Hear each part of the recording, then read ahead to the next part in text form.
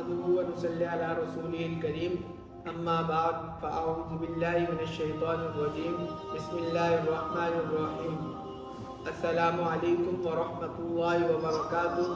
معزز سامعین، آج کی ویڈیو میں قصص الانبیاء میں سے ذکر کریں گے ابلیس کا سجدے سے انکار۔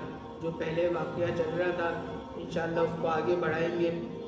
اللہ تعالیٰ نے فرمایا ان مثل عیسیٰ عند اللہ کمثل آدم خلقہ من تراب ثم قال له کن فیکون۔ بے شک حضرت عیسیٰ علیہ السلام کی مثال آدم علیہ السلام کی طرح ہے۔ اللہ نے اس کو مٹی سے پیدا کیا، پھر اس کو کہا کہ آدم بن جاؤ، بس وہ آدم بن گیا۔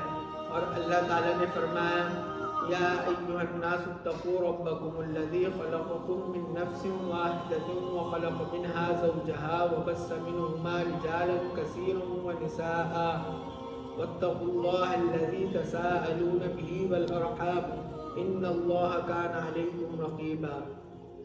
اے لوگو، اپنے رب سے ڈرتے رہو، جس رب نے تم کو ایک جان سے پیدا کیا اور اس سے اس کی بیوی پیدا کی، اور ان دونوں آدم حوا سے بہت سے مرد اور عورتیں پھیلا دی۔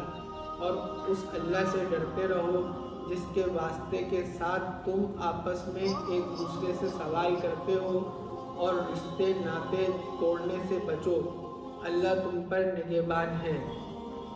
چوتھی جگہ فرمایا یا ایھا الناس انا خلقناکم من ذکر او انثی وجعلناکم شعوبا وقبائل لتعارفوا ان اکرمکم عند اللہ اتقاکم ان اللہ علیم خبیر۔ اے لوگو، تحقیق ہم نے تم کو ایک مرد اور ایک عورت سے پیدا کیا اور تم میں قومیں اور خاندان بنا دیے تاکہ آپس میں ایک دوسرے کو پہچان سکو۔ بے شک تم میں سے اللہ کے نزدیک سب سے زیادہ معزز اور مکرم وہ ہے جو تم میں سے سب سے زیادہ پرہیزگار ہے۔ پانچویں جگہ فرمایا هو الذی خلقکم من نفس واحدۃ وجعل منها زوجها لیسکنوا الیہا۔